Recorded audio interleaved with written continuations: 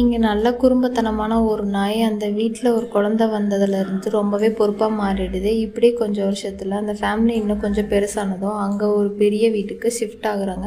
அவங்க எல்லாரை விடவும் அந்த நாய் ரொம்ப குஷியாகிடுது. அந்த குழந்தைங்க வளர வளர அவங்களோட வெயில் பண்ணின்னு பார்க்காம ஓயாமல் விளையாடுறது, நைட் அவங்களோடைய ஒரே பெட்லேயே படுத்து தூங்குறது, பசங்க ஸ்கூல்ல இருந்து வர நேரமானதும் அவங்களுக்காக வெயிட் பண்ணி வீட்டுக்கு கூட்டிகிட்டு வரதுன்னு சுறுசுறுப்பாக இருந்த நாய் திடீர்னு கொஞ்ச நாளில் 4 படி ஏறுறதுக்கே ரொம்பவே சிரமப்படுது. அது மட்டும் இல்லாமல் எப்பவும் குழந்தைங்களோடையே தூங்கிட்டு இருந்த நாய் ரூமுக்கு மேலே ஏறி போக முடியாமல் கீழே தரையிலே படுத்து தூங்குது. இதெல்லாம் பார்த்து அந்த நாயோட ஓனர், நாய்க்கு வயசாகிட்டு வருதுன்னு புரிஞ்சுக்கிட்ட ஓனர் அவங்க கூடயே இருந்து அதுக்காக அதிக கவனம் கொடுக்குறாங்க. நாய் கூட அடுத்த நாள் டைம் ஸ்பெண்ட் பண்ண வெளியே கூட்டிகிட்டு போன இடத்துல நாய்க்கு கொஞ்சம் தூரத்துக்கு மேலே நடக்கவே முடியல. அதை பார்த்து அங்கேயே அது கூடயே உட்காந்துக்கிட்டு அவங்க ஒன்றா இருந்த 15 வருஷம் சந்தோஷமான வாழ்க்கையை பற்றி அந்த நாய்க்கிட்ட ரொம்ப நேரம் பேசிகிட்டு இருக்காரு.